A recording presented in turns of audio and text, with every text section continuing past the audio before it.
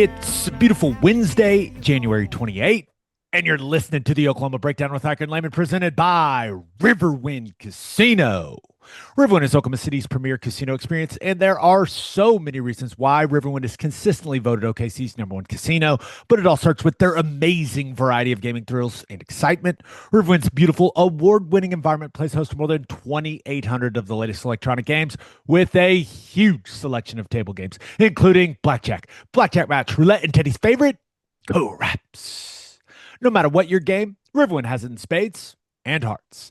And to learn more about their gaming promotions and entertainment options, all you got to do is visit riverwind.com. Riverwind Casino, always a good time.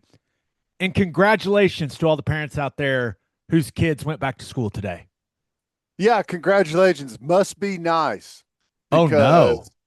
Yeah. Uh-huh. We have not talked about this. Oh, no. What? Yeah. Well, not back in session? Not back in session. Studies have not started back up again. Friday out. No weather Friday.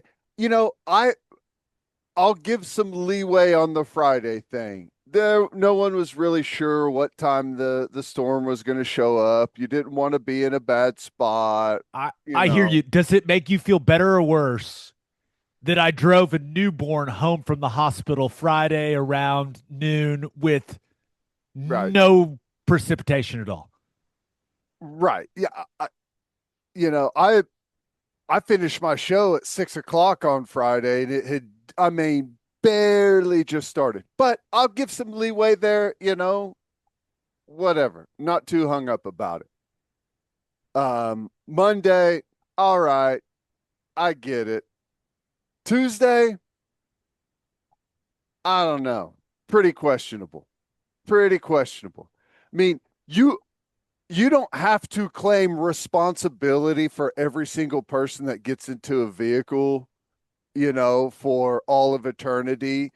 If you don't feel comfortable taking your kid to school, keep them home. All right. Now, Wednesday, all right. Wednesday is a little bit of a problem. And I don't know. Apparently there was some the forecast had like freezing fog or something. And I woke up and I looked outside and I said, there ain't a bit of there ain't no fog. Visibility 100%. And even, okay, move the start back to 9:00 or 9:30 or 10. What are we doing? It's ridiculous. There comes a point where people have to take a little bit of responsibility of being able to maneuver around the city. It's bad. It's bad. I dropped my son off this morning. He was very excited to go to school, Ted. Yeah, well, my son was very excited to not go to school. So. I understand that. Now, this is coming from a guy that's had a bounce house set up in his living room the last couple days. Okay. Passing the time, All right.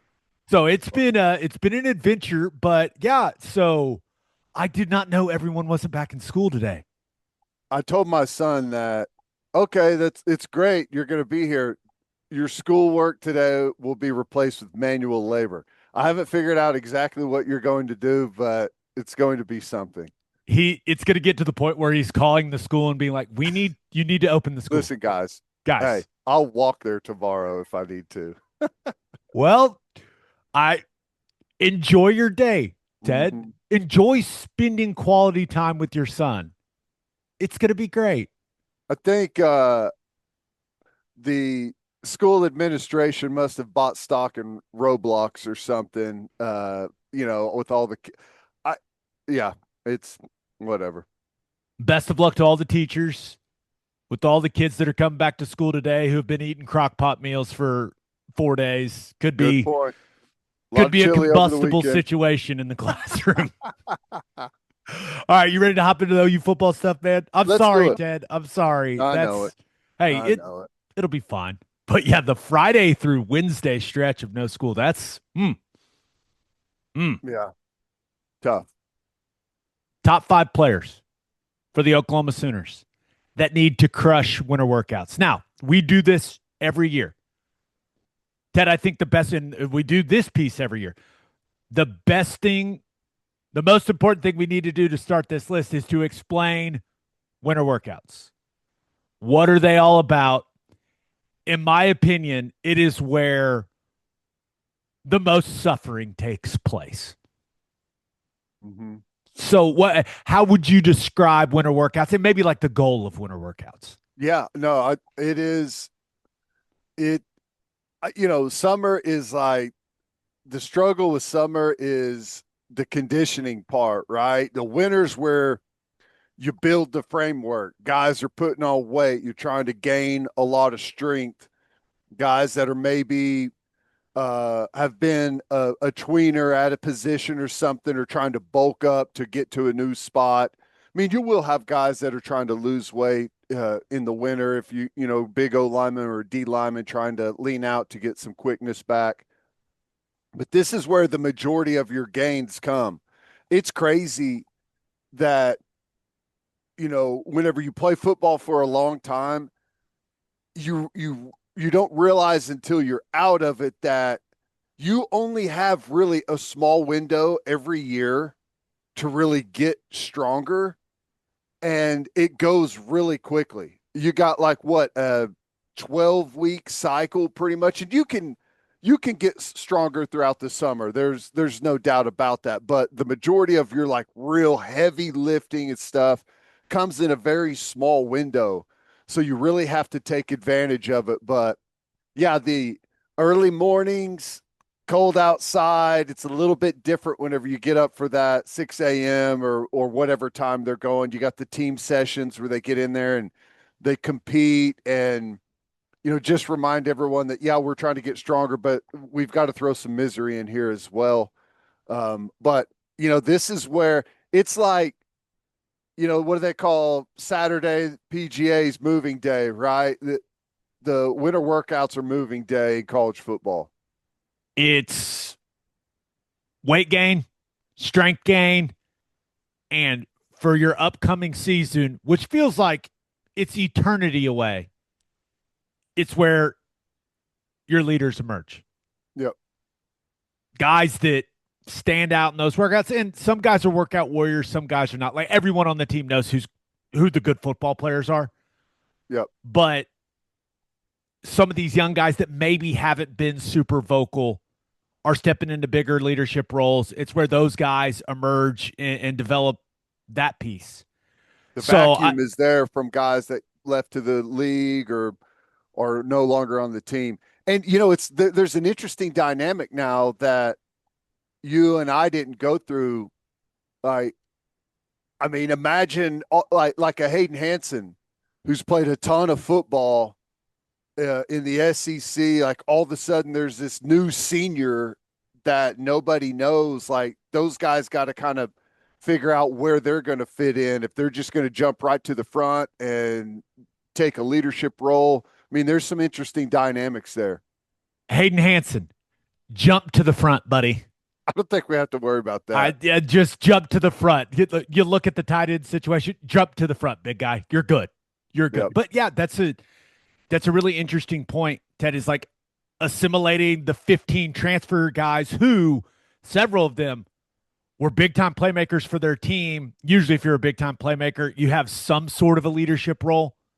So they're trying to navigate, all right, how do I fit into this locker room? That's an interesting dynamic that we did not have to deal with. There's some competitive stuff in there that they mix in. It's like, the alphas have to go in and assert themselves, right? There's a pecking order that has to find its way. It doesn't happen just automatically. You can't just say, oh, hey, I think I want to be a leader this year and step up there. It's like, it's got to be earned, and people have to respect it, and it's going to be tested. So it's kind of fun how those dynamics work. It'd be very interesting to be able to get a hold of like the inner monologue of one of the new transfer guys doing like the one-on-one tug of war. Yeah. Oh yeah. It's like, okay, well, Game Let's see how on. this goes. But that's what makes winter first, or winter fun. Let's get into our lists. We have not talked about this. Do you want to talk about last year's list real quick? Sure. Yeah, because I went back and looked at it. Last year's guys for Teddy Lehman: Okoye, PJ, Jaden Gibson, Xavier Robinson, and Devon Mitchell. Some guys had good winners, some guys did not, right? Right. Interesting, right? To look back at it. And then my list was Mateer, and I mainly talked about the leadership piece. Yep. Like kind of what you discussed, new guys coming in. Hey, you're the highest paid guy on the team. You come in, like, you still got to earn everyone's respect. And I think John Mateer absolutely did that. I also had Heath Ozida, Kip Lewis, Taylor Wine, nailed it, and Peyton Bowen. My list was better than your list. I'm just going to say it. It was good. It was good. But you have a chance of redemption with this year's list. And we won't know for a year's time whether it's good or not. Right. Here we go. Who's number one on your list? Top 5 guys for OU football that have to crush winter workouts. I just scanned ahead a little bit and saw we've got some carryover. We've got some similarities on our list. That's fine. And I don't have these in like, there's not a, this guy needs it most, like any type of order, but Van Dorsalaer I had on there. I think that he's got a ton of upside. You've got to have 3 tight ends. He's in a very important window, right? And this, you expect big physical gains early on from a guy like him. He's played some ball. He's got a little bit of exposure out there. He's got a big frame, but in this conference, I mean, I'd say that he's got room for 15 to 20 pounds to put on. Who knows how much you want to go on the high side of that, but I think it's going to be important. Like, we need to continue to bolster that tight end group and have some good size there. I know Hayden Hansen is a guy that's already got plenty of size, and Beers, you don't expect him to be some big weight gainer as long as he's been in. So he's kind of established, but Dorsalaer needs to put on some weight to be, like, the structure's all good there, but to be more assertive, more physical right there on the line of scrimmage.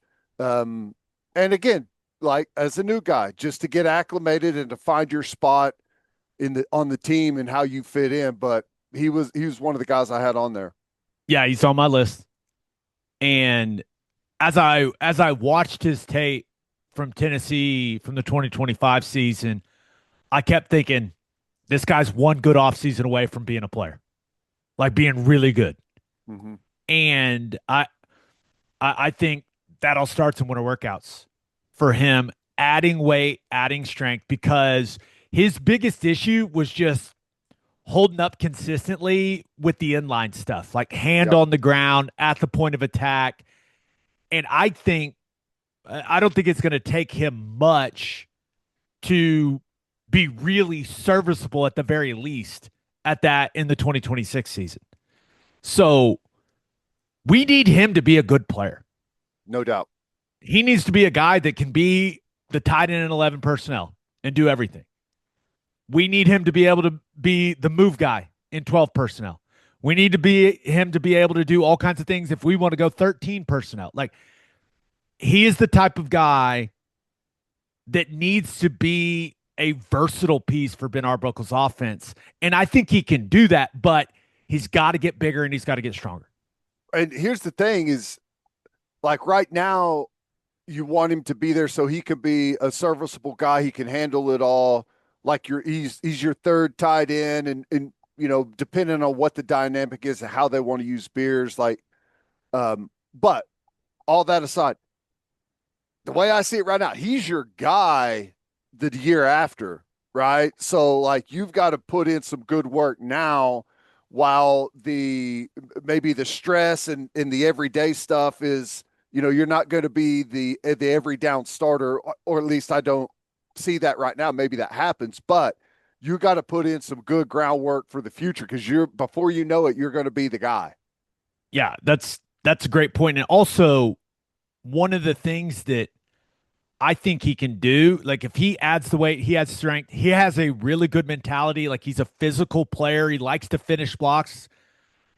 If we want to use a fullback type guy, I think Van Dorsalaer is probably that guy. I don't think Rocky Beers is that guy. Hanson's more of a at the point of attack or split out type of guy. If you're going to use, like if you're going to run lead, Van Dorsalaer kind of fits that mold the best of any of the guys we have in the tight end group, or at least any of the top three. Yeah. Right. Ted, I'm sorry. I don't know if he's quite the meathead that you're looking for. No, but listen, you can't have a 6'5" fullback. It just, I mean, I know that's kind of how it operates right now. So I get that, but yes, Van Dorsalaer's goal should be to challenge for the TE1 spot, not be like, oh, I'm cool with being TE3. no doubt. That's the mentality he has to have, and it starts with crushing the weight room this winter, adding strength and adding size. No doubt. Totally agree.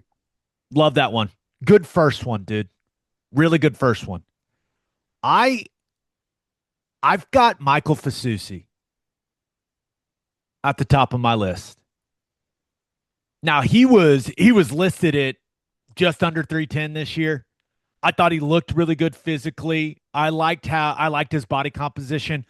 I don't want to mess with any of that. Now he's going to add 5-8 pounds, just adding muscle, right? Getting more mature as a young player. But he's got to add a little weight. And more importantly, he's got to add lower body strength. His biggest issue consistently, and I never thought he got back to 100% after the ankle injury against Michigan. Yep. But his biggest issue consistently was just giving up too much push and pass protection. Not being able to anchor, not being able to shut it down quick enough. And that gets fixed by getting underneath the bar, man. Yep. I mean, that's just, there's really no other way. Now, you want him to get more explosive, more dynamic coming out of his stance in the run game. I think being more confident in what he's doing will help that quite a bit. But this guy has the chance to be elite. He was good in his freshman year. He needs to go from good to great. He's got that ability. Like, he should be one of the best tackles in college football in the 2026 season. This is the year where you should see exponential growth from getting the reps he got, being comfortable, feeling like you belong. Like, the starting point is a totally different world than where he started this time last year. Yeah, he's got all the tools to be elite. Got to get stronger. Needs to get more explosive. And that's why I think winter workouts are huge for Michael Fasusi. And, it also just helps the team overall if you have an elite left tackle where everyone goes, oh my gosh. Mm-hmm. Right, that's a bit of a tone setter for a team. So he needs to start turning into that guy. And he, just being down on the sideline for games, guy didn't say much. Guys always talking to him, encouraging him. That needs to change. He's the most talented guy in the room. No one needs to be talking to him anymore. That's right. You need to be the one doing the talking.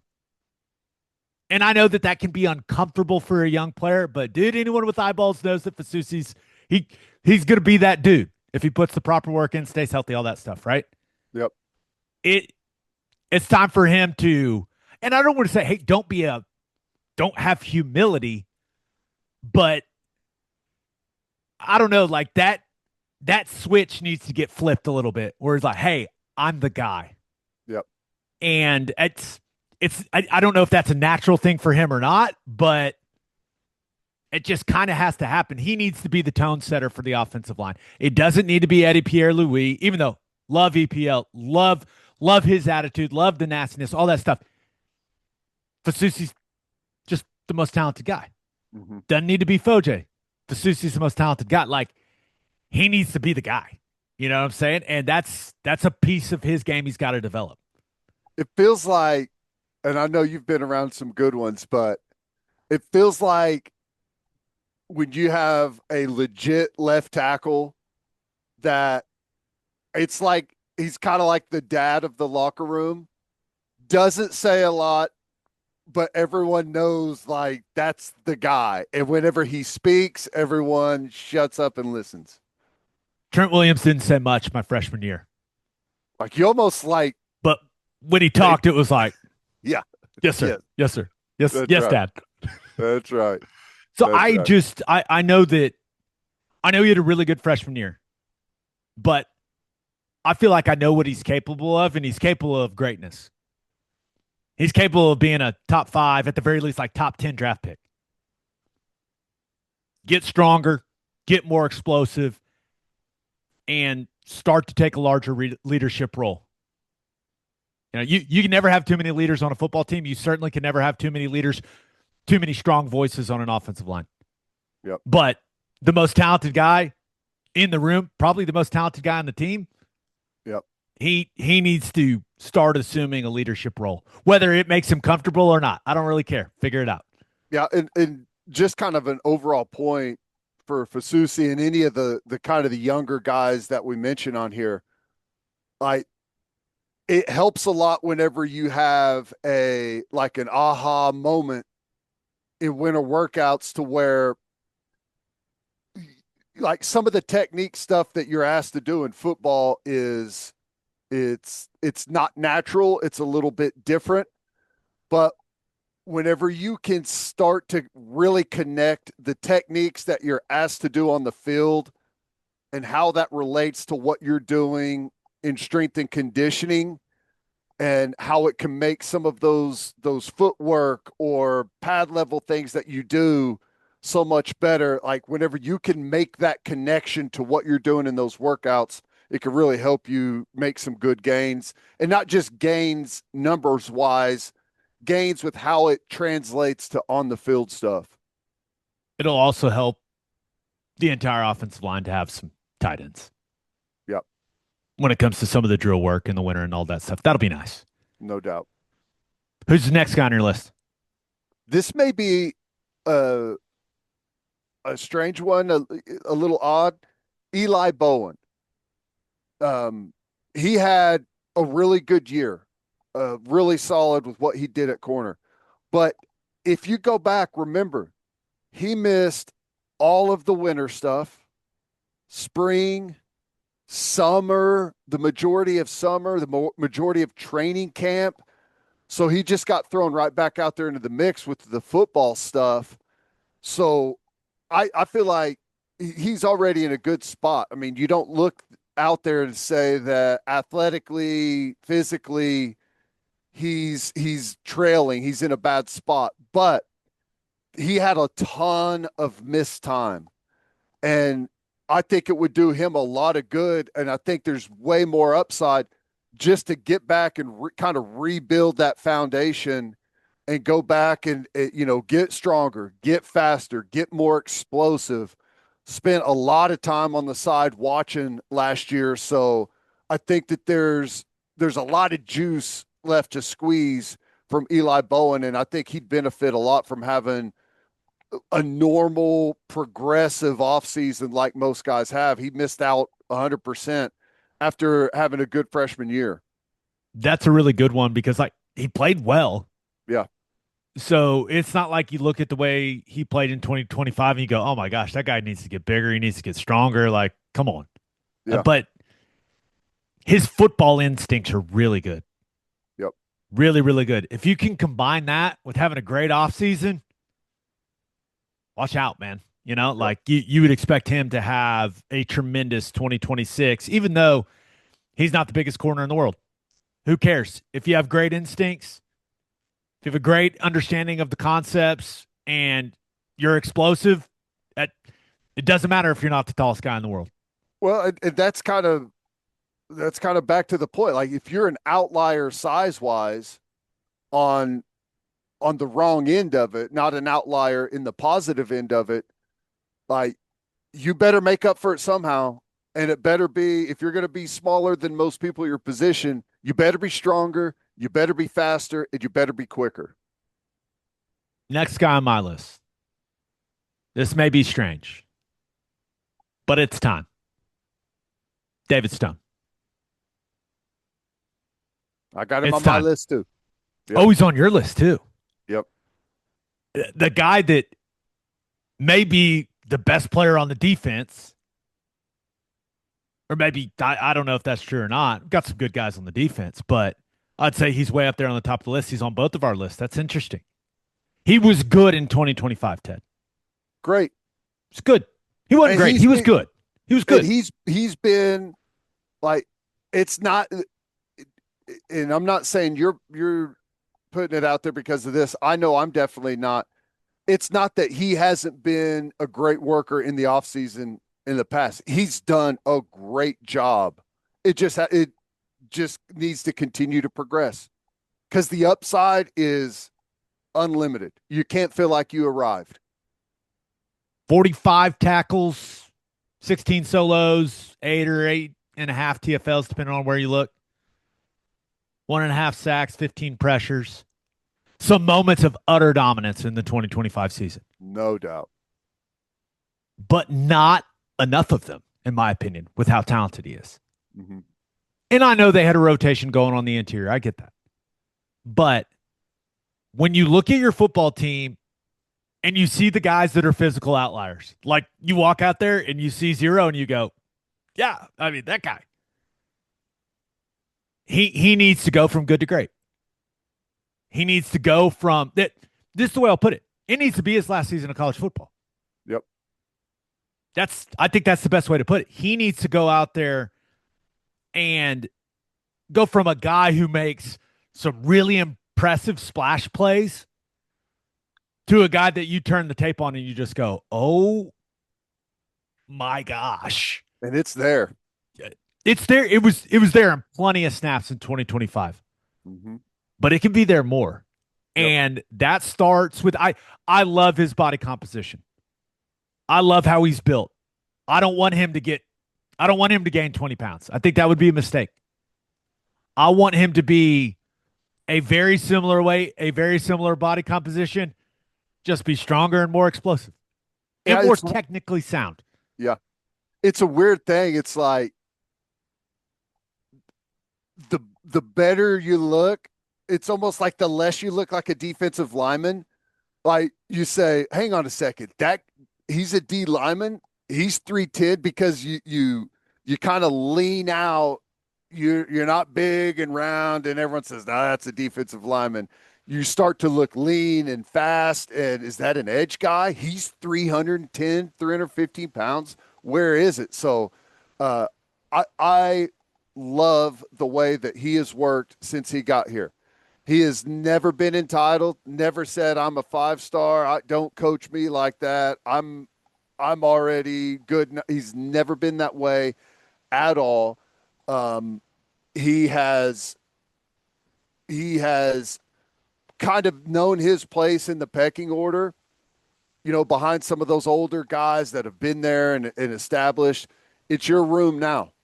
All right. It's yours. Take ownership of it. Go out there, continue to improve, and help push the rest of that group forward. And I think he will. Halton's gone. He's terrorizing guys at the Senior Bowl currently.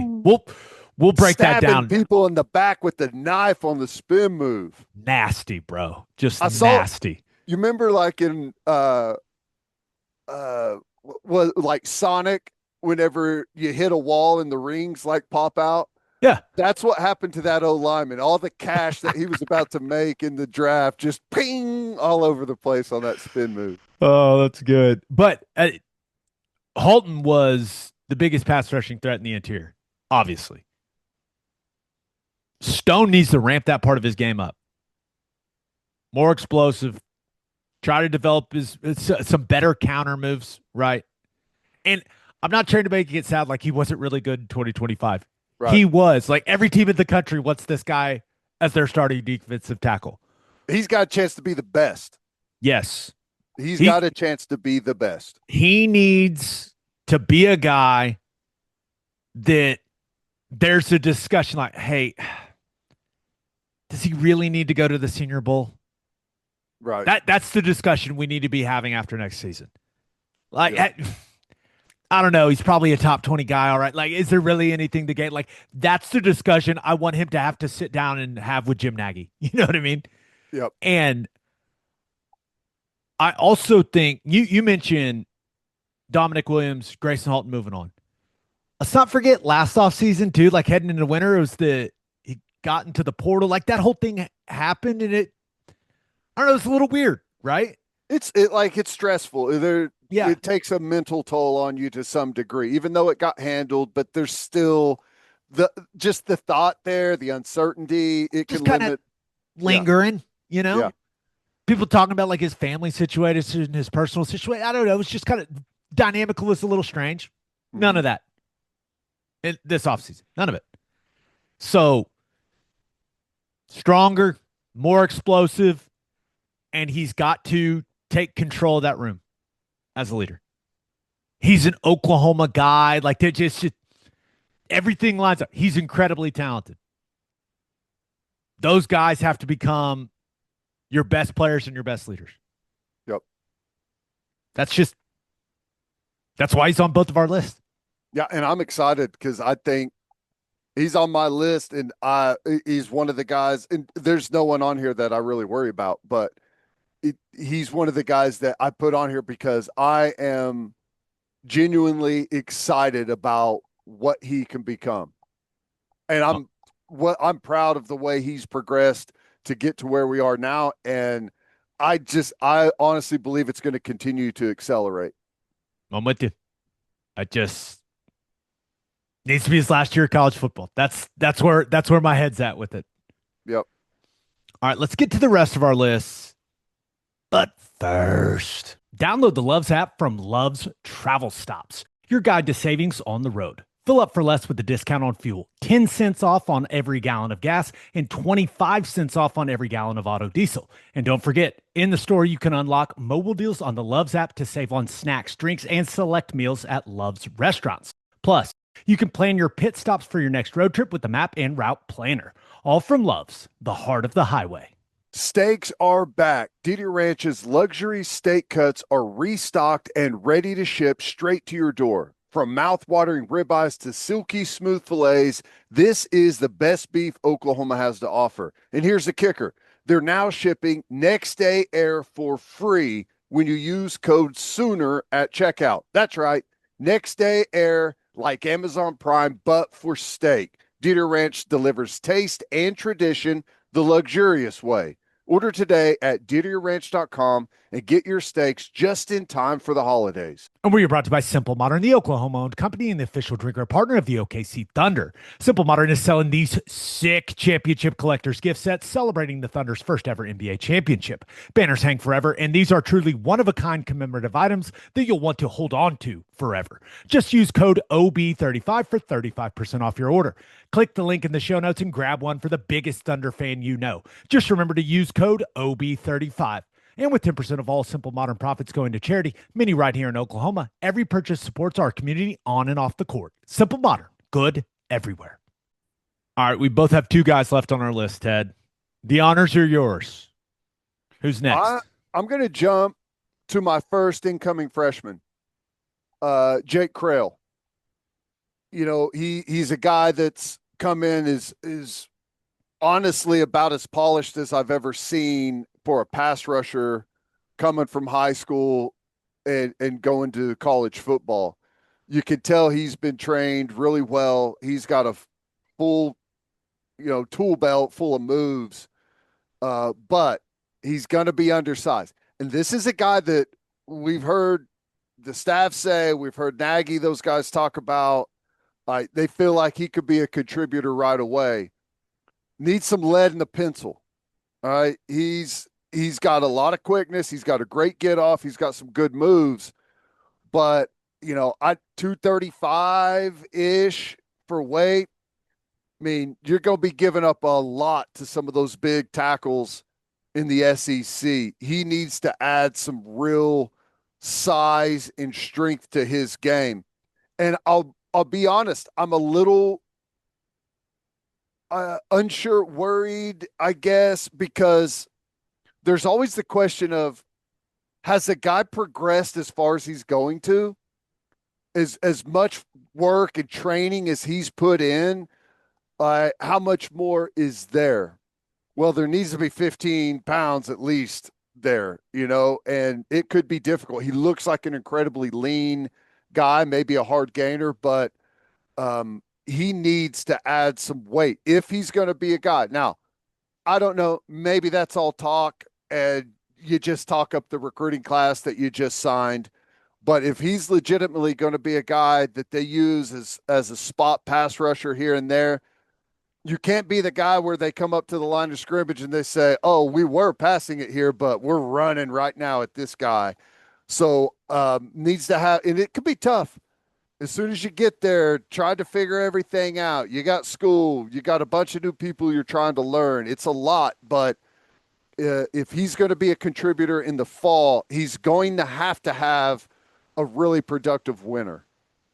Yeah, I think that's a great one. He's not on my list, but when you think about losing R. Mason Thomas, losing Marvin Jones Jr., who by all indications had a great week at the East-West Shrine game, there's a void there at the edge position. Now, we're all expecting PJ to get better, Okoye to get better. Like guys, Taylor Wine is going to be a starter, so we feel good about that. But if Kreul can be a big time, at the very least, a big time situational pass rusher, that would be huge for this defense in the 2026 season. Mm-hmm. He's got the moves. Does he have the mass? Like, because you can do all that stuff, and a 325-pound left tackle in the SEC will be like, all right, man, I'm just going to stay down the middle of you, run through me. You know what I mean? So he's got to get a little more punch to him for sure. He's got to be able to threaten guys speed to power, because all those moves that he has, like the spin move, the inside counter, like that dip and rip on the outside, like you got to be able to threaten guys with speed up the field, and guys have to be a little worried that you're going speed to power on them. Mm-hmm. If you can't go speed to power and bull a guy, life becomes much easier at the tackle position. Like, all right, you can do all the dancing you want. I'm going to stay right down the middle of you, stay slightly inside. All right, run through me. Good luck. So you have to be able to threaten guys with that speed to power move, or else, I don't know, all the other counters don't really care, It's not a counter anymore, really, at that point. It's a dance move. So, and like I said, I'm curious to see, as trained and prepared as he looks, I'm curious to see how much more upside there is, and maybe there's a ton. It's just, you often see that some guys that have been in an elite strength and conditioning program previous, that maybe you don't get those leaps and bounds like you do some guys that are a little more raw coming in. Are you punishing him for being a polished player? Is that what's happening here? Is that what I'm hearing? No, it's how just, dare you? It's a challenge. I get it, though. Yeah, prove that you haven't peaked. Yeah, let's see how much more is there. Yeah, it's you always, when a guy comes from a program like that and is as polished as he is, you do go, okay, has he plateaued already? Right. My guess is that he has not. So I would expect him, like when a spring roster to come out, like he's got to be at least 245. Yeah, and frankly, he's probably already, just because of the age and where you're at in your development. Hopefully, he's not showing up and weighing in at what he weighed in as he started his senior year of football. Like, you would hope that some of that's already started. You would assume. I got a true freshman on my list too. Okay. Jayden Petit. Still a hilarious last name for a large wide receiver. I know. It's always going to be amusing to me. Yeah. But, and this is my thought process. The staff is extremely excited about this guy. I mean, you look, depending on the rankings, where you look, like he's a top 100, top 150 recruit in the country. We've seen guy after guy after guy the last couple seasons for teams that we've played have true freshmen that have been big time playmakers for him at receiver. Guy after guy after guy. 3 spots: running back, wide receiver, and corner. To me, I don't even look. If you're a freshman, doesn't matter, because if you can do it, you can do it. And there's guys that we see in those roles all over the country every year that emerge into massive playmakers. Petit has the size and the talent to be a contributor right away. I don't mind putting those expectations on him. I mean, he's got the size. He's 6'3", 220. Now, love the size. He brings something that we just really haven't had at the wide receiver position. And we'll see what happens with Manny Choice. I thought about going with Manny Choice instead of Petit, but like I feel like Petit's upside is greater. But he moves really, really well for a big wide receiver. Just you gotta get strong, man. Mm-hmm. Because people aren't going to play off you when you're a big wide receiver. They're going to make you prove that you can battle through all the handsy stuff at the line of scrimmage. Trying to get into that big chest. Oh, there's a lot of surface area right there at the line of scrimmage. He already looks really good physically. He needs to come out of winter workouts looking like Julio Jones, bro. And I know that's unrealistic, but you know what I'm saying? Like I'm tired of us not having big time playmakers on the offensive side of the ball that are true freshmen when I see all these other programs have them, you know?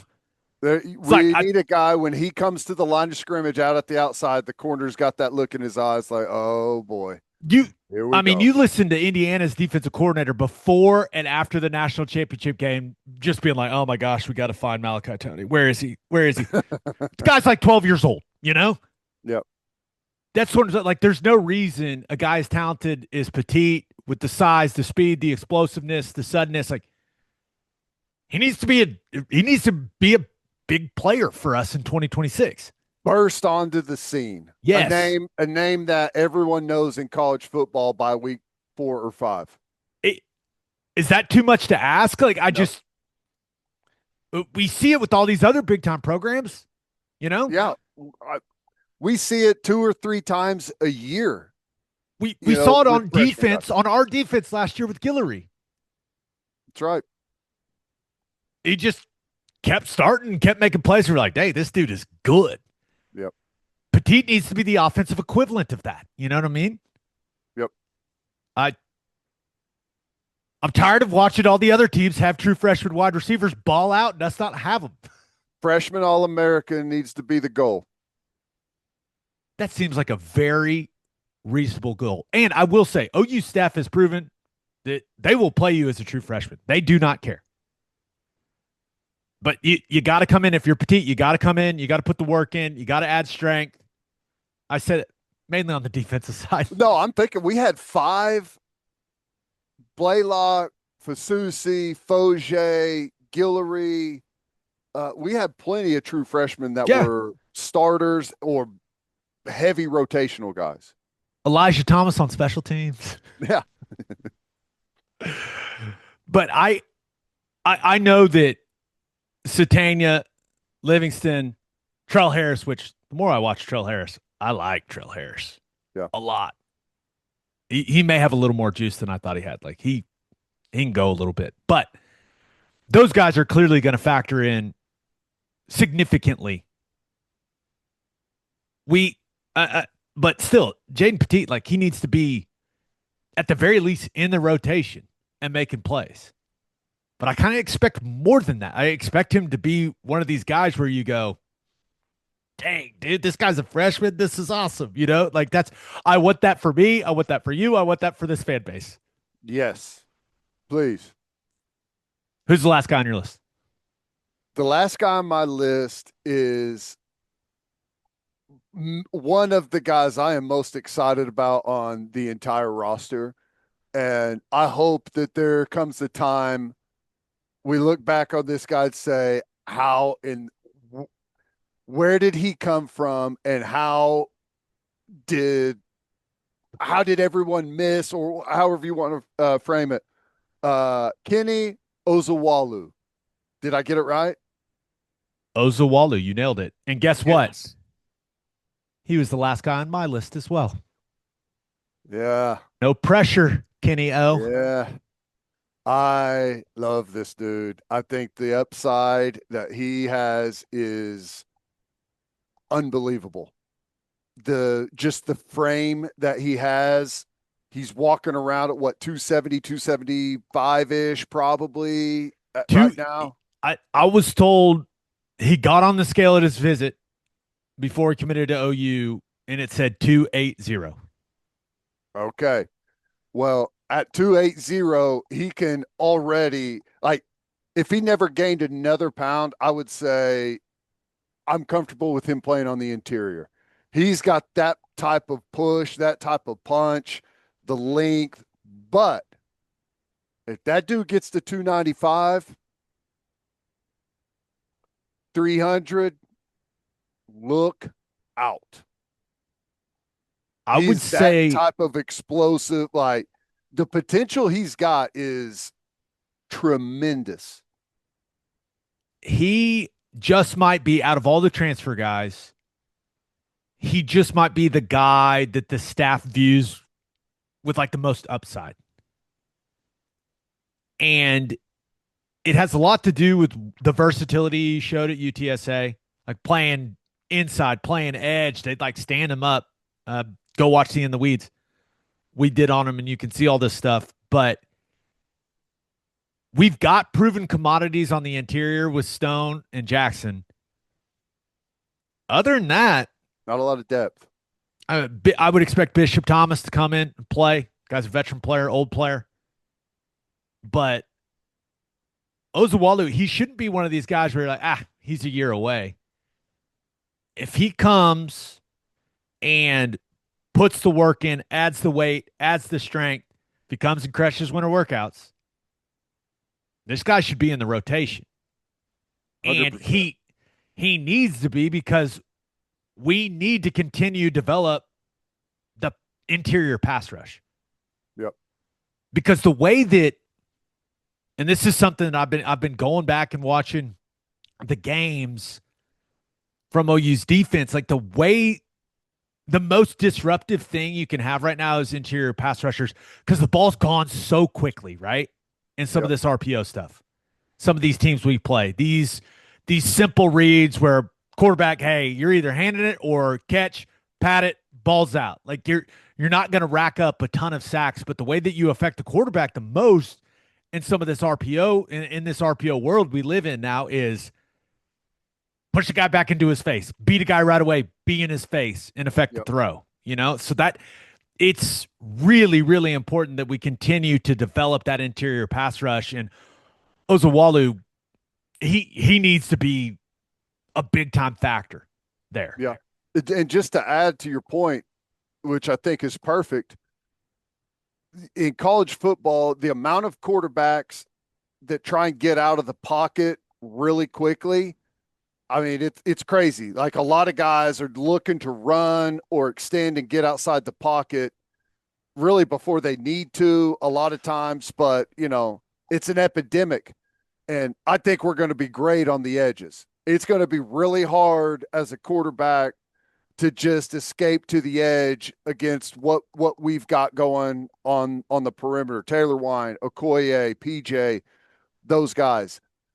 And whenever they're trying to get out, if they can't just bail out the outside, it's usually get in and then out underneath the defensive end. And that's where the majority of interior sacks come from a quarterback avoiding the defensive end first, and then the interior guy making the play. And we're going to have some excellent quickness on the interior. And if you get another guy like him out there that has that versatility, has that speed and explosiveness, continue to build on it, he could be a huge asset.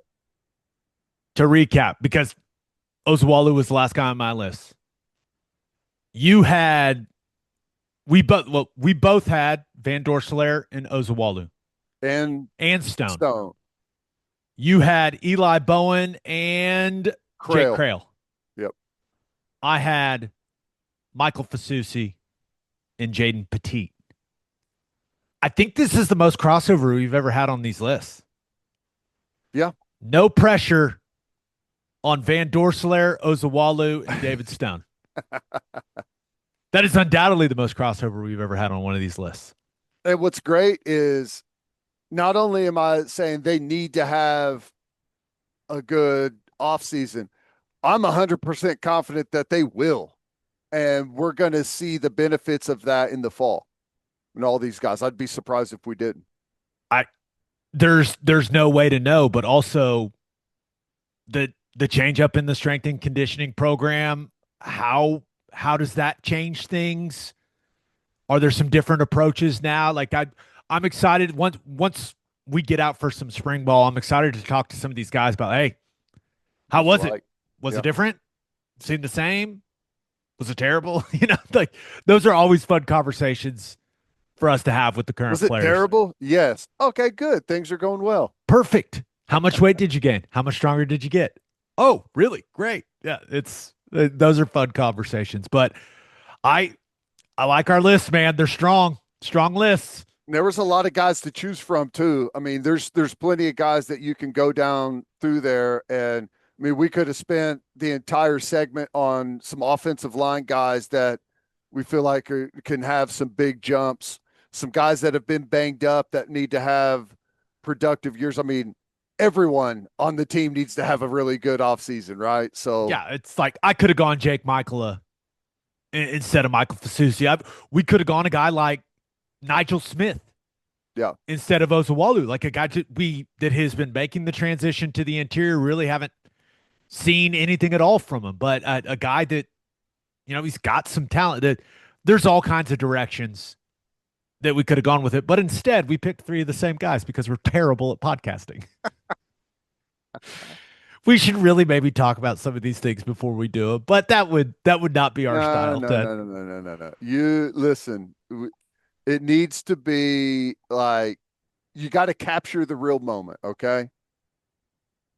Just like the moment of you realizing your son had school today. Yeah, when my wife screenshotted the email today and sent it to me. Yeah, we should have captured that moment. Oh, earmuffs.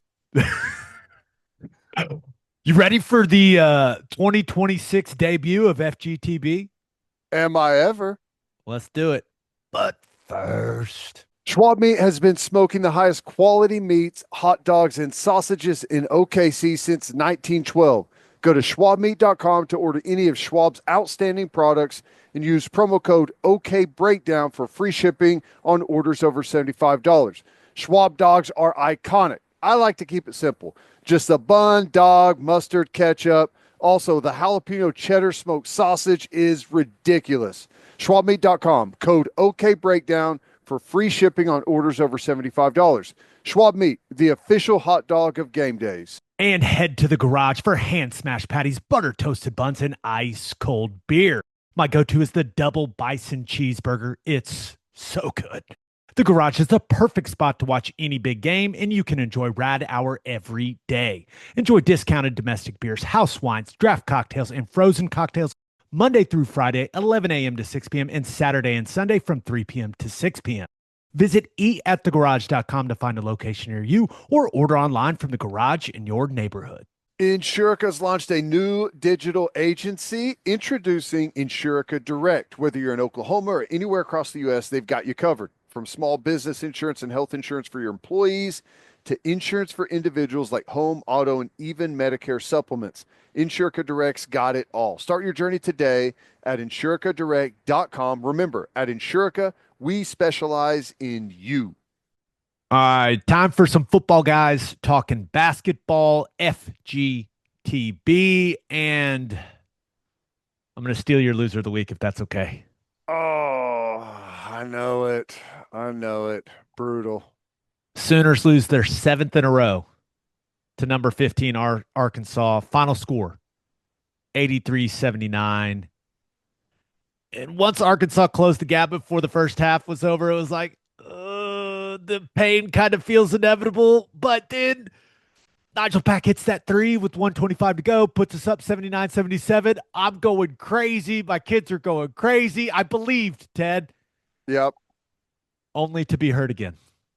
It's tough, man. I hate it for those guys. It was a good crowd, awesome crowd into it. And, it's just tough. We've shown against good teams, Alabama, Missouri, the Arkansas game, that like we could play some stretches of really good basketball. It looks apparent to me, you know basketball better than I do, but it looks like this team is much better when they go. Like when we get into the half court stuff, it looks like our guy, it just kind of grinds to a halt a little bit. Like the last possession we had, it was just, we dribbled around, settled for a really bad shot. And I mean, it just seems like they're way more comfortable whenever the tempo is up and rolling. But, I hate it for those guys. It's just, it's brutal, man. Whatever can happen has happened for them, and they've lost a bunch of really tight, close games where they just couldn't find a way to close it. They're just not good enough defensively. You mentioned them looking better, playing with pace. Well, in order to play fast, in order to play with pace, got to get some stops defensively. Yep. And get out in transition. And they just have not been able to string enough stops, especially get enough stops in critical situations late in games. It's like Acuff gets right to the rim, lays it in for an and one when the game's on the line. Like that type of stuff can't happen. Which that dude is fun to watch, isn't he? Dude, Malik Thomas and Darius Acuff for them. Couple good-looking freshmen there, brother. Yep. I mean, that's the thing. Arkansas is a more talented team than we are. But you lose a game when you're +8 in 3-point makes. I know. That's tough, dude. I mean, we were talking about on radio. I was like, we got to go fire some threes. And since we're at home, hit some shots. And we did, and still wasn't enough to close the gap. Arkansas hit 2 threes and one on the road in conference play. And it had everything to do with all the stuff they got in the paint, all the easy baskets they got at the rim, layups, dunks, alley-oops. Like they got entirely too many of those. Sooners were outscored by 26. Yep. In the paint. Way too easy they'd beat us off the perimeter and get to the lane, and it just opens everything up for the easy lobs. And you're right, there was a bunch of those. Also, execution in like the critical situations, like you're trying to tie the game and Xavier Brown's shooting a layup at the rim amongst the trees, like probably not the best strategy, Yeah. Probably not the best shot selection from him either. Like you gotta have some awareness. The Brazil's right there. The guy's got like a 9-foot reach or something crazy they kept talking about on the broadcast. So it's frustrating, man. And you mentioned it earlier. The crowd was awesome. Turns out if you let people in for free, they show up. $2 popcorn, $2 sodas, $2 beers, whatever it was. But it looked like an awesome atmosphere. And unfortunately, for everyone that was there, every member of Sooner Nation that was watching on TV, it felt like we watched the same horror movie again. Yeah. I hate that the feeling I get whenever it's late and it's close. It's like I should feel like, okay, how are we going to pull this one off? Who's going to do it this time? And instead, I'm sitting there just waiting for whatever bad moment, bad possession, mistake, whatever it might be. I'm sitting there waiting on that to happen, and I hate that. It's like Jason is just lurking somewhere. We just need the horror music in the background. Gonna pop out and put us out of our misery. Just lurking. It was a great game though. Arkansas is a good team, really talented team. A bunch of those guys are going to play in the NBA. And I think it would feel a lot different if this loss would have dropped us to like 4-4 or even like 3-5 in the SEC. Yep. But it drops the Sooners to 1-7. Dead last. Like it's brutal, man. I think the most frustrating part is like they're not bad. No. That's what I'm saying. Like you see during these, like they're way better than what the record suggests they are, but that's the main problem. Like it's a compliment, but it's also not a compliment. You know what I'm saying? Yeah. They didn't win the game when they gave the students free pizza. Dang it. They got to keep playing games. We've got OU Texas in Norman on Saturday, 1 p.m. tip off. It's about as little juice around an OU Texas matchup you're going to find, man. But hey, it's one of the more winnable games you've got on the rest of the schedule. Once we get done, may try to take the kiddos to that one. 1 p.m. on a Saturday. What else am I going to do? Yeah, perfect. My wife may be like, no, you're not, buddy. But let me make sure I got that right. Yeah, 1 p.m. on Saturday in Norman. 11-10 Oklahoma versus 12-8 Texas. It's gonna be a barn burner. Let's go. Let's talk about the women real quick to put us in a better mood. How about that? Yeah, let's do it. Jenny Baranchek's squad up to number 10 in the AP poll after the wins over South Carolina and Auburn last week. Texas A&M in Norman tomorrow night, 6 p.m. tip-off. Let's be real, A&M not very good. 1-6 in the SEC coming in. They just lost to Texas 80-35. Ooh. Yeah. Ooh, 35? You heard me right. I double-checked it. I triple-checked it. 80-35 final. Oof. Should be another W for the squad, and which will set up a big-time showdown on Sunday.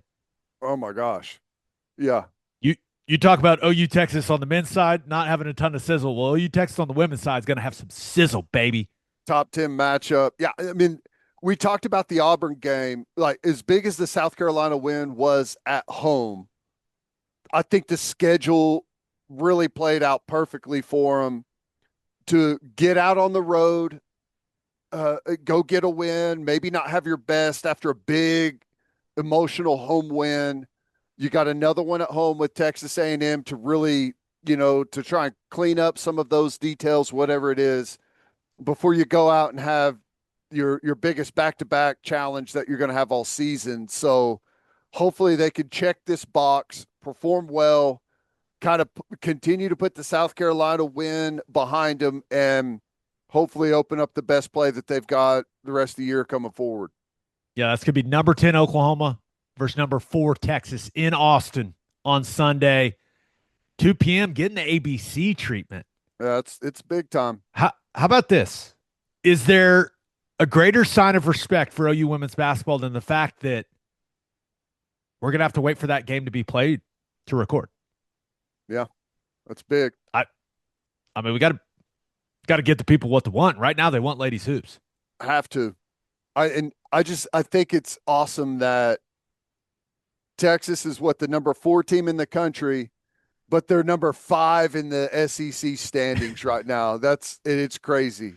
Oklahoma's number 10 in the country, but they're like number 10 in the standings in the SEC. It's fun, man. It ain't easy, brother, but February is going to be awesome for OU women's basketball.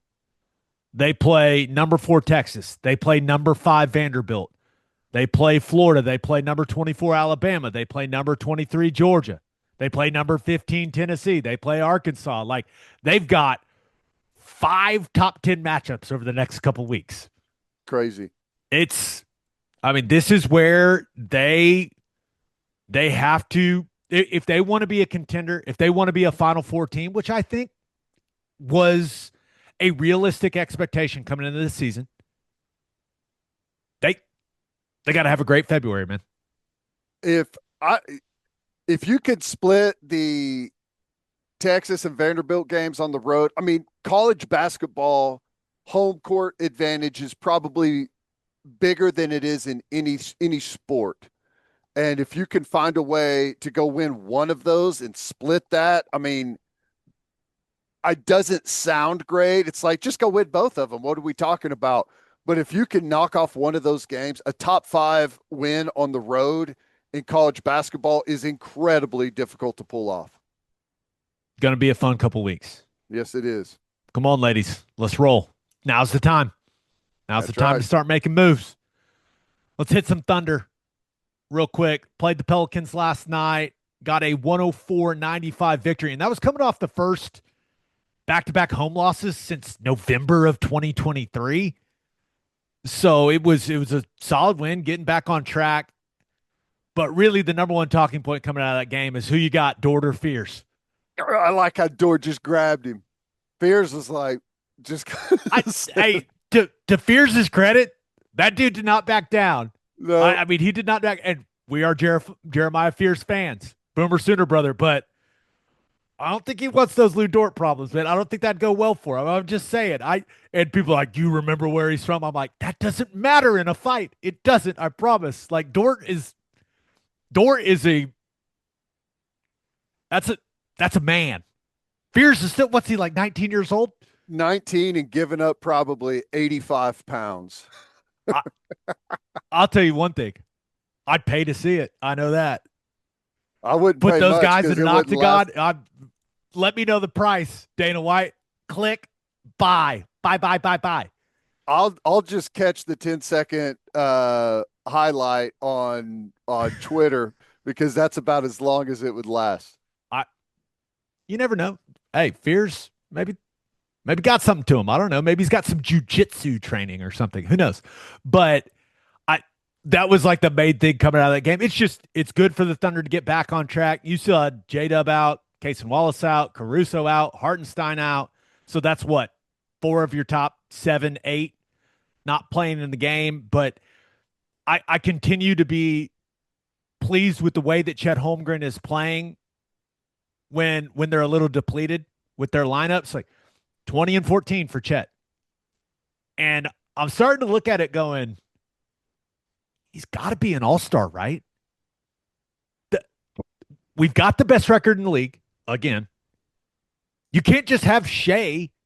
Like, doesn't the team with the best record in the league have to have 2 all-stars? You'd think. I mean, that's kind of how it's operated. It's hard, like the all-star stuff to me is it's sometimes it's difficult to justify what's there and what's not. But what would be more egregious, Chet Holmgren making the All-Star team or Shedeur Sanders being a Pro Bowler? How I don't even when I saw that I was like, I think I may have just derailed our Thunder portion of FGTB. Yeah, you know it's mad when all the old head NFL guys are like, the Pro Bowl used to mean something. I know. It's funny that it's like, all right, if the Pro Bowl wasn't dead before, it's officially right now, it's no longer a thing. But hey, Chet is much more deserving, no doubt, when it comes to him making the All-Star team compared to Shedeur being a Pro Bowler. I would say yes. I think that he's, I would say, has a really good shot. Yeah, he's one of, if not the best rim protector in the league. He's found a bit of a rhythm offensively. So I would expect him to make the All-Star game, and I think I'd be really excited for Chet Holmgren. Yeah. For that to happen. But with J-Dub missing as much time as he has, like, Chet's our only other option, you know? So I'm kind of expecting him to make it. Now, would I be shocked and appalled if he didn't? I'm not sure, but he's playing some good ball, and we're still the best team in basketball despite having all the injury issues that we've had in the front half of the season. But I just really like that things got really chippy in this game. Yeah, it was fun. It was fun. It's fun. It's a classic basketball guys scuffle too, just like a bunch of guys grabbing each other, nothing happening. It was great. The first thing that I was just like, I was wondering, like, what could have gone on to lead to that? Spears has been in. He was in quite a. He. We watched him last year at OU. That guy, Yeah. he talks. I don't know what he says, but and this is not his first one. Like this guy has mixed it up a lot this season as a rookie. So and I've watched Lou Dort pretty much play every game of his career. He does not react that way very often. I know. That's what I'm saying. There wasn't anything on that specific play that would lead you to believe that sparked it. Like it's a build. You know what I'm saying? I'm assuming that was accumulating. Yeah. Over 4 quarters. And I don't know, but it was great. I love watching stuff like that. Great cinema. People are like, is Lou going to get suspended for what? Grabbing a guy? Come on. Why can't be suspending guys for just grabbing guys? What are we talking about? Come on. It's the hierarchy. That's how things go. You got to check a rookie every now and then. You know, it's what you got to do. One of my favorite things, it's not one of my favorite things, but something I find very amusing is when Shai Gilgeous-Alexander is having like an off night, when he's having an inefficient night shooting the ball. When he starts hitting shots like late in the game, like in the second half, it's the most emotion he shows on a basketball court. It's like the most demonstrative. He's just like, oh, finally, thank you. Like I find it very amusing that he's that good that he's like, how have I missed so many shots in this game? It makes me giggle every time. Yeah. Well, still cruising though, looking good. I mean, I know they got to get healthy, and that's going to be the main factor. We know what the foundation is and how good the team is. It's just whether or not you can have that team whenever you're going to need it. 38-10. 6 games ahead of the Spurs in the West. Pretty good. Pretty good. Pretty good, especially when you consider how many guys they've had miss time. But one positive thing of this is like I feel like a bunch of these guys are getting more reps like in tight games. Which, yes, of course, we had the playoff experience last year, but we did not have a bunch of that in the regular season last year. It was, I mean, so many double-digit wins, so many blowouts. Guys not playing in the fourth quarter. I feel like they are, to steal a Thunder phrase, like exercising that muscle a little more this season because they've got guys out of the lineup and they're in some tighter games. It's good. Yep. As long as you're healthy going into the playoffs, it's good, you know? Yeah, no doubt. And, you know, it's like, it's going to be here before you know it. What do they got, like a third of the season or so left right now? Yeah, I mean, playoffs are April. Yeah, it'll be here before you know it. That getting healthy thing that, you know, has kind of been just don't let that be a factor. That's at some point you're going to really start to, like the deadline will be quickly approaching to get healthy. Can I June, I was informed. My wife has a work trip during game 5, 6, and 7 of the NBA Finals. I mean, that I am expected to attend. It's almost 6 months away. Can we? No. It's like a 600 people type situation. Yeah, big deal. Set long time ago. Forward the 27 playoff schedule to whoever's putting next year's event together. Okay. Just like it, because it's guaranteed if like we need the national championship game on it. You got to set an event on the national championship game. Right? Because then it'll be guaranteed that we're in it. I was looking at it. I was looking at the thing. I was like, oh my gosh. June 12th through 19th. Are you kidding me? Brutal. But hey, we will cross that bridge when we come to it, Ted. You can imagine my reaction, dude. I expect you to be totally locked in and focused during that business. It's like an incentive thing too. It's great. It's an amazing thing. for their employees. But the timing's just not great, you know? It's not great. I was looking at it going, no, no. Wait, what? Yeah, no one's gonna feel bad for me. I get it. No, I get it. But it's no. like, ugh. I'm gonna miss what happens if we host game 7 of the NBA finals. You'll be able to watch it from somewhere else. It'll be cool. We don't need to get into all the details, but let's just say the games will be taking place at a time where I will be. It's not going to sync up well. Can I call dibs on? Can I be your proxy to sit in your seats and hold them while you're not there? I'll do that for you. I will. I winners and losers time. Winners and losers. But loser, first, Gabe Ikard. But first. Wind, hail, tornadoes, and earthquakes are now year-round threats. And at the same time, homeowners insurance rates in Oklahoma are the highest in the entire country. Unfortunately, some insurance companies use deceptive and bad faith claim handling practices to deny or lower what little they pay out. Fortunately, one of the leading insurance bad faith attorneys in the country is a longtime Sooner and resides here in Oklahoma, Jeff Marr. The Marr Law Firm has represented more victims of tornado, storm, and earthquake damage than anyone in the Sooner State, recovering hundreds of millions of dollars for their clients. There's only one law firm to handle insurance companies, Marr Law Firm. And 3 things matter in banking: service, service, and service. And First Fidelity Bank's commitment to exceptional service is more than a promise. It's their foundation. FFB has been by your side for over a century, and they are honored to be a part of your journey.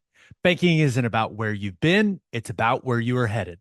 Open an account at an award-winning bank today at ffb.com.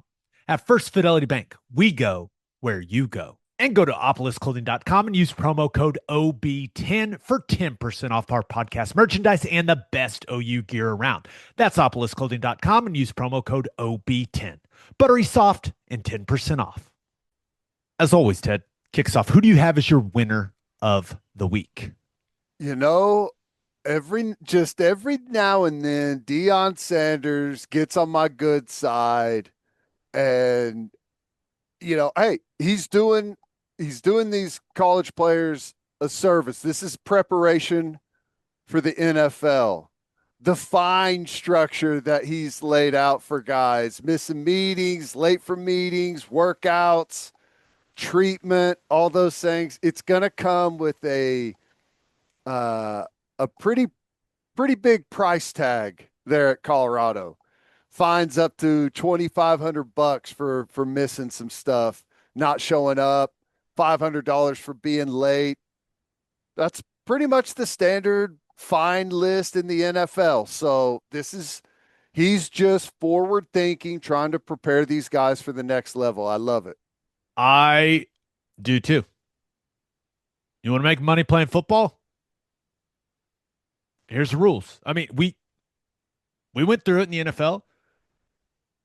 Now, it was not in place when we were in college, but I don't think I ever missed a meeting. I don't think I ever missed a workout. I don't think I ever missed anything. Always went to class. I was a nerd, man. I was just terrified of doing anything wrong. But this is how it works in the NFL. If you miss stuff, they take your money. Yep. Now, this isn't going to hold up, right? I'm not because sure. They're not employees. And if you try to find a guy, the guy's going to tell his agent, and the agent's going to be like, Deion, you can't do this, right? Like, they're not employees. You cannot find them. You cannot take their money. Like, this is not how this thing is working. And Deion may say, I don't care. I don't know. Well, in order for that to, I don't know. Legally, how much would it cost to go challenge it?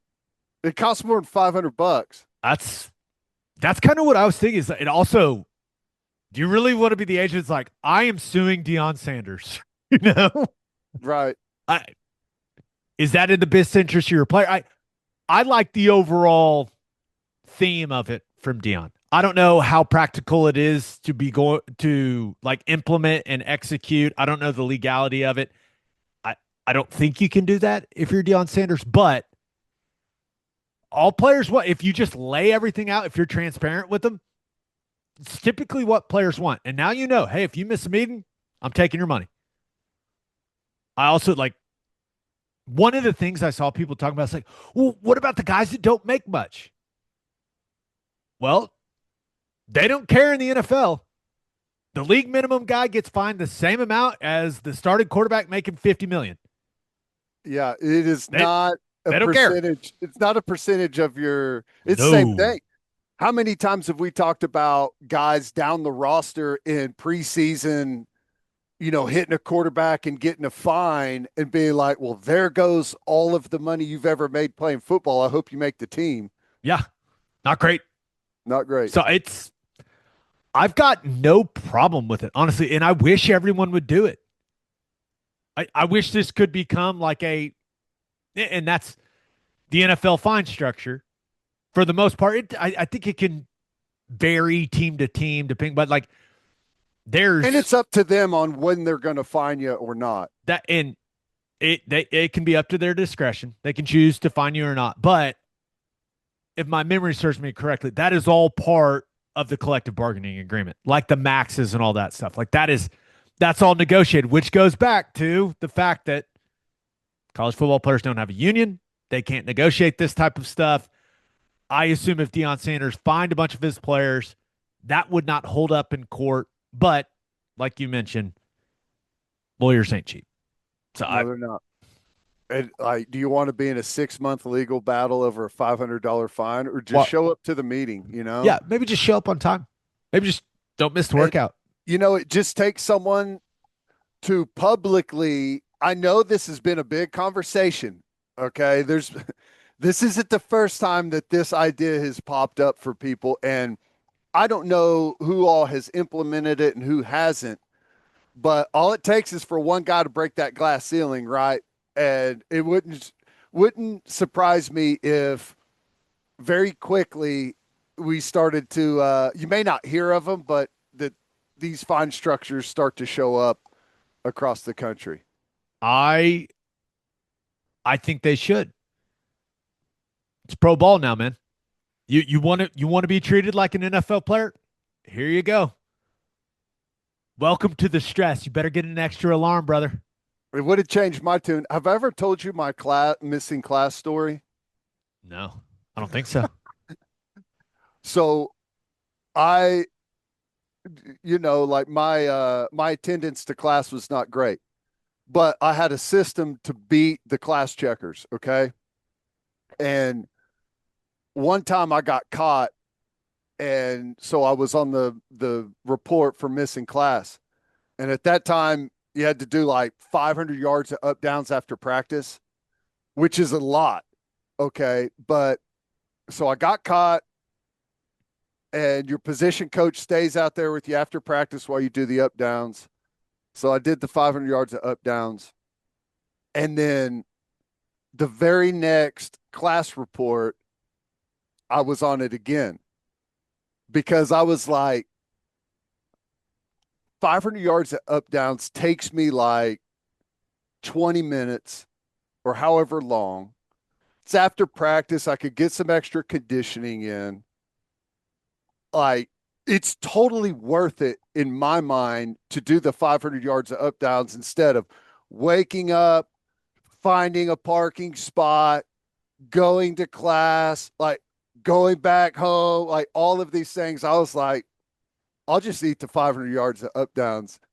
So I showed up on like the next 2 or 3 reports, and I was out there doing my up downs, and Coach Mills was like, I know what you're doing. I know what you're up to. I get it. I see what's happening here. It was funny. He's like, not again. Don't do it again. No more. Yeah, I know you think you've beat the system, but not again. Yeah, I'll just do the up downs. You're a psycho, dude. I didn't have class checkers. I was the only football player in my classes for the most part. Yeah, I was about to say microbiology, OChem, physics. There weren't any other my teammates and I didn't walk together to class. I would go in past the walk checker or walk. I would walk in past the class checker, walk right down into class, and walk right out the other door. Not good. Kids, Thank goodness you were good at football, dude. Good for you. Kids, just do the schoolwork. It's so much easier. Don't put in the effort to avoid it like I did. Good advice, Ted. Mm-hmm. Good advice. Who do you have as your loser of the week? Bill Belichick, the NFL Hall of Fame voters, like however you want to classify. It's the voters, dude. What are we doing? There's never been, maybe that's hyperbole. He's one of the most obvious first ballot Hall of Famers imaginable. What are they doing? Is this like a joint group statement against Belichick? Like what? I don't even understand that. I honestly, I do not. I think it's a. I mean, the NFL Hall of Fame. All Hall of Fames are. I'm not trying to downgrade anyone, but the NFL Hall of Fame is typically handled really well. It's very difficult to get in. There's a lot of respect given to the process and all that stuff. Like this is a big hit to the reputation of the voters. And really, honestly, because of the voters, the actual Hall of Fame, it's a bad reflection of the NFL Hall of Fame. Oh, they've embarrassed themselves. I mean, every significant person, whether it's players, coaches, media personalities, everyone's like, what? Yeah. What are y'all doing? And there's a bunch of theories out there. Some people are blaming the new voting system. No. This group messed up. Well, if there's a new voting system, it's wrong. They need to change it. Yeah, I guess it's only been in place for a couple of years. I saw Mike Sando, who does a great job over at The Athletic, kind of explain it. Maybe some people, I don't need to vote for him. He's a shoo-in. He's going to get in. I'll vote for this other guy. Like, everyone didn't vote for the guy that they thought everyone would vote for. I mean, that's actually a legitimate explanation. I would really lock onto that and say, we screwed up. Here he is. Well, yeah, some people are like, oh, well, it was Spygate and Deflategate, and now a lot of people are like, Bill Polian was behind this. There's all these different things. People are now asking everyone that's a voter, like, did you vote for him? And they're starting to put it in a sheet. We're going to figure out who didn't vote him in. It's only a matter of time. Like the list is going to be out there, and those people are going to get crushed, and rightfully so. It's ridiculous. Yep. My biggest issue with it is now it just takes away from the entire class. It becomes this huge distraction. Yep. Everyone that like the main talking point, and I've been fortunate, like Joe Thomas got inducted into the Hall of Fame. He invited me. I was shocked when I got that invite, by the way. But we went and did the whole thing, and it is incredible, man. It's an incredible experience. It's also very hot there. Drink lots of water. But it was awesome. And you just felt like you could feel how prestigious it was. That's right. And it's the best, in my opinion. Yeah. I think everyone agrees with that. And I think that the most unfortunate part is like Belichick is known as like the biggest proponent of football history, like in the Hall of Fame. Like it's his thing. Like his historical football knowledge is legendary. And the most significant thing when it comes to NFL history, just kind of spit in his face. Well, which feels wrong because he's the best coach of all time. Like I don't know. What you've done is you've unnecessarily put him on the defensive to where it's like, okay, well, what did he do wrong, and start digging into, like, you know what I'm saying? It's just like, Yeah, he shouldn't have to be on the defensive about not making the Hall of Fame. no. It's an unforced error. This should not be a thing. The NFL Hall of Fame just took an unnecessary PR hit. No one says a word if Bill Belichick's the first ballot Hall of Famer. In fact, everyone says, yeah, that's the most obvious thing ever. Yep. And instead, we're having this conversation. Everyone's having this conversation. Everyone is criticizing the voters and the Hall, which I've never heard anyone criticize the NFL Hall of Fame because they do such a good job. Yep. It's the first time I've been like, man, this is some seriously negative press for the NFL Hall of Fame. Like, I can't recall that happening in my lifetime. I know. And it's not really a negative, but it's so hard to get in. It's usually when they go back and they're trying, the older guys to get in, it's like, he really should have made it, some of these things. And those are tough votes, but you can't miss the lowest hanging fruit there is, because, like, you've put yourself in a position to where, it's either an unforced error, and I'll have to kind of learn more about the voting process. It's either an unforced error or it's malicious intent that's going to reflect horribly on everyone and everything involved. So you're either going to have to, like, change it and get him in, which maybe bumps somebody out, or you have to have more guys than you've ever done and make some special circumstance, or you're going to have to sit in it and stew for a year. Not good. You know who else is on there? Who? Robert Kraft. If he gets in this year, Belichick didn't get in as first ballot Hall of Famer, like that, you think that's going to turn into a story, buddy? Awkward. Unforced error. I mean, there was all kinds of stuff floating around when you look at Belichick's head coaching resume. 6 Super Bowls, first all time. 9 conference championships, first all time. 31 playoff wins, first all time. 302 regular season wins, third all time. 333 total wins, second all time. That doesn't even include the 2 Super Bowls he won as the Giants DC. That's what I was saying. Like, he was Lawrence Taylor's linebacker coach, and they won a Super Bowl. To me, that's Hall of Fame worthy right there.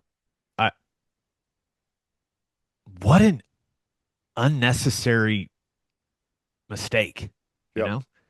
Just dumb.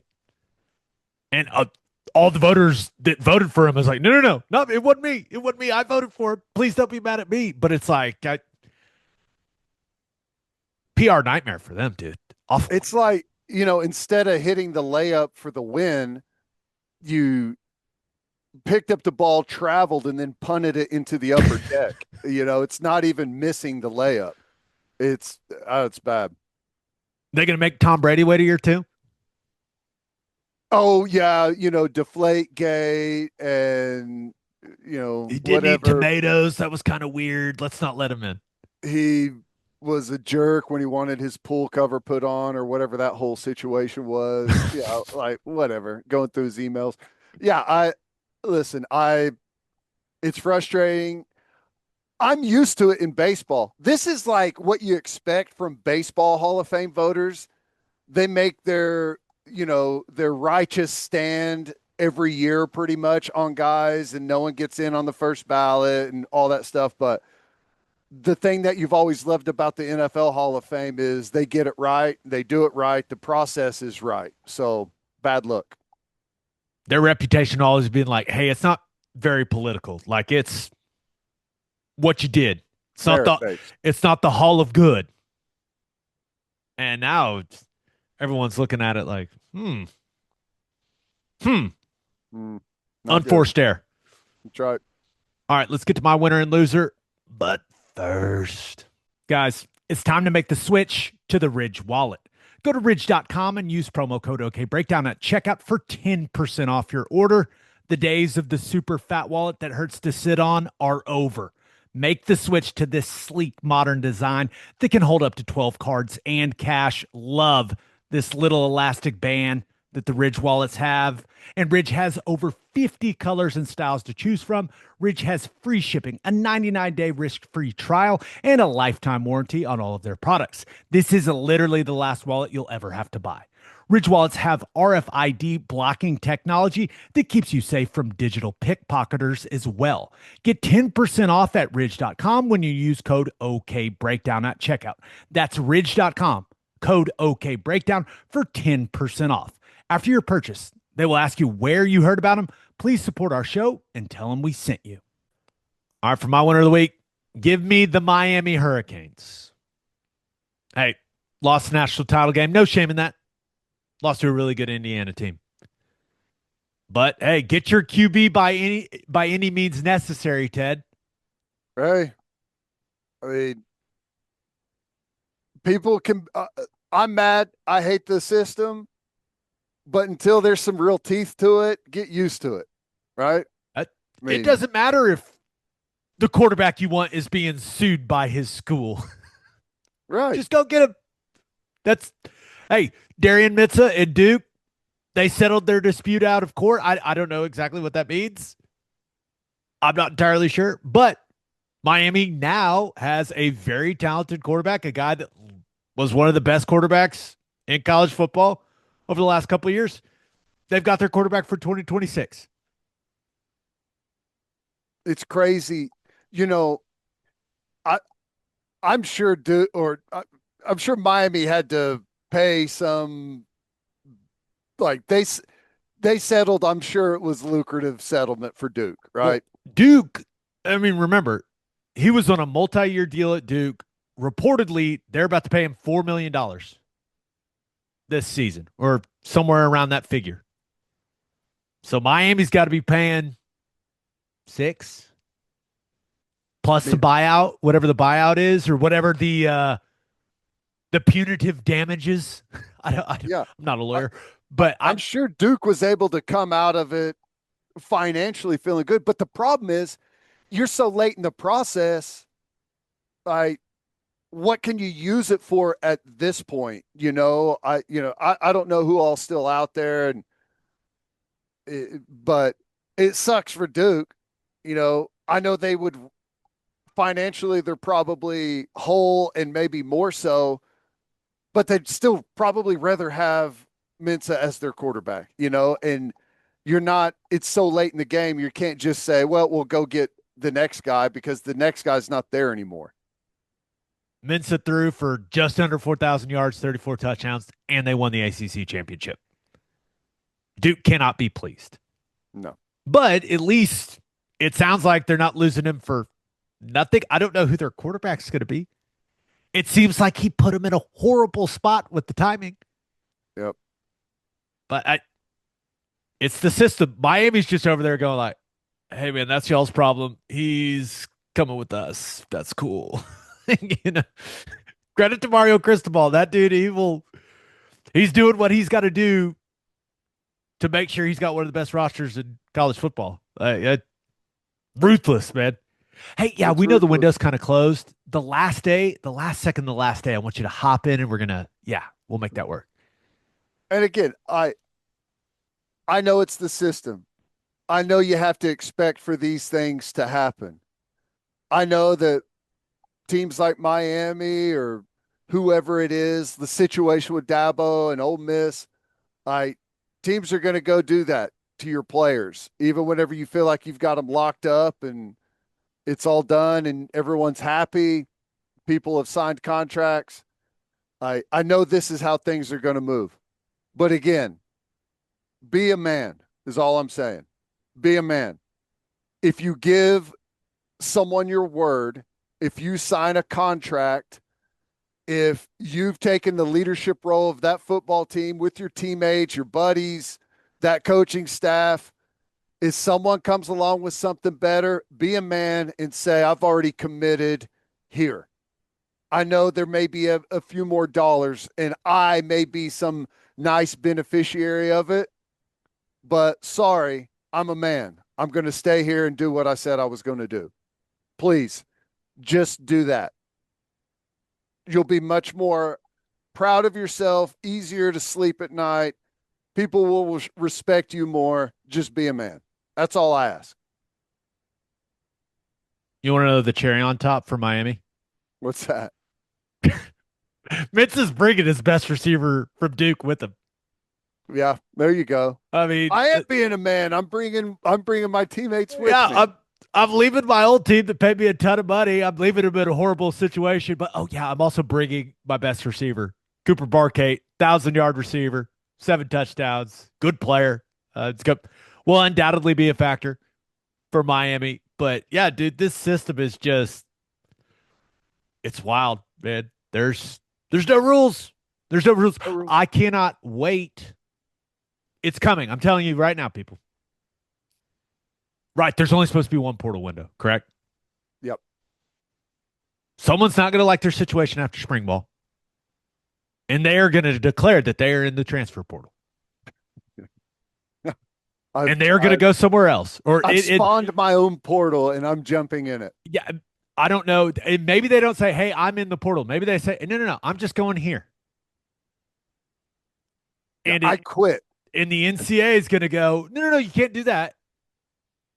And that person's going to go, I can't. Why not? And they're going to go, okay, it's fine. They need to just stop fighting it in court and just saying the games don't count if you play for the team. Maybe that's what it turns into. But you're right. Court of law. You're right. We get your ruling. However, on the official win-loss record, it doesn't count. Just remember, I said that is coming. It's coming. It's going to happen. Someone's going to call someone and be like, hey, what do you think? Do you think we can? Well, we got this really good player. I've been talking to his agent. I've been talking to his dad. I've been talking to his uncle. He wants to come play here. There's no portal. Can we just get him here and deal with it? And someone's going to be willing to take that risk. Yeah. And then we're going to realize that this thing is even crazier than some people think it is. The collective bargaining situation is going to have to happen quickly. And I know that there's talks of that a lot. And I know there's probably movement behind the scenes of people preparing for it and trying to get ducks in a row. That's going to be quite the task. I don't know how you do it. Do you do it individual universities? Do you do it all as one big, collegiate athletes? But it's it's the only way that any of this will stop. Duke and Miami. November 14th, they play. Settle it on the field, boys. Yeah. All right, for my loser of the week. The AFC South. Call me crazy, Ted, but I think the Tennessee Titans are going to have a really good coaching staff. Yeah. Robert Saleh running your defense, Brian Daboll running your offense. Now, that roster has to get better. Yeah. That roster was not good and has not been good for the last 2 seasons. 3-14 the last 2 seasons for the Titans? Not tough. Good. Been tough. That's how you end up with Cam Ward. You had the number 1 pick because you were terrible. Yep. But I like the combination, man. I have to assume because Daboll had options, of course, as a coordinator. And it was interviewing for some head coaching jobs even, but that guy's got a great reputation of developing quarterbacks. Cam Ward's got to be excited about that. And then everyone knows what Saleh is from the defensive standpoint. Are the Titans doing competent things? This has been an organization the last several years who has done some very dumb stuff. And it's got to hurt watching the Patriots go to the Super Bowl, right? You think? So I'm with you, but the time is now. Cam Ward, I'm slowly beginning to believe that unless you've got a Josh Allen or one of the top 5 quarterbacks in the NFL, unless you have that guy, you need to go win it with the rookie quarterback. Go compete with the rookie quarterback when you can spread that money to the rest of your roster. And then there's going to be a reckoning right? If you do win and you do pile up some really good performances, you're going to have to pay that quarterback. But the window is whenever you've got your quarterback on his rookie deal. That's whenever you can make the most improvement in your roster. Plus, they got the new stadium coming. I don't think that's. I'm not sure if that's next season or I think that's the 2027 season when that is opening. But Titans fan they have not had much to be excited about lately. Nope. And the combination of Robert Saleh and Brian Daboll has to be exciting, right? Yeah. I mean, you're in Nashville. You got Daboll running your offense, Saleh running your defense. If you can't get some free agents to sign up for that, then something's wrong, man. You know what I mean? Like if you can't improve the roster significantly, and you go look at what the Patriots did, dude, Vrabel overhauled that thing. Yep. So it can be done. An NFL roster can get competent and good very quickly. Especially when you've got a quarterback on a rookie deal. No doubt. Like that's whenever you can really make your hay and spend some money elsewhere. And don't hold Saleh's Jets tenure against him. That it happens to everyone at the Jets, right? Like you got to go take your stripes at the Jets, and that's just how it's going to be. Eric Glenn just fired like his entire coaching staff after year one. Get used to it. That's how it happens with the Jets organization. So, no, I'm with you. I think that's a good sign. It feels like when you're looking for a solid foundation as an organization, head coach, defense coordinator, offense coordinator, and quarterback, it's a great place to start. And the Titans, you look at all that on paper right now, you feel pretty good about it. Yep. But we'll see. Well, they're right, though. They made the move at the right time because you got to capitalize now with Cam Ward because he should start to really ascend pretty quickly. Yep. Watch out, AFC South. The Tennessee Titans are coming. Hope everyone in Nashville is doing okay. Man, those videos look awful. Never seen so many trees on the ground. I know. I'm sure power's out. It's devastating. We've got some Nashville listeners. Hope you guys are staying warm, guys. Birthday shout outs. Happy 7th birthday to Asher Culpepper. Happy belated 12th birthday to my next door neighbor, Keegan Bowden. Happy 14th birthday to Brooks Bowden. That's right. Good kids. Happy 18th birthday to Olivia Bowden. Your neighbors appear to have a time of the year. Yeah, they do. Efficient. They do. Efficient. Scheduled. Pile them all together. Good family. Yeah. Happy 33rd birthday to Cody Miller. On that note, episode 601 in the books. We'll have a new podcast that'll drop on Sunday. Just a reminder, please subscribe to the podcast wherever you listen to podcasts, and please subscribe to our YouTube channel. Also, make sure you check out our website, okbreakdown.com, for all of our stuff in one spot. Hope you all have a great rest of your week. Have an awesome weekend. Ted, I hope your kid has school tomorrow. Until next time, we appreciate y'all for listening. Do what you always do, Oklahoma. Take care of each other.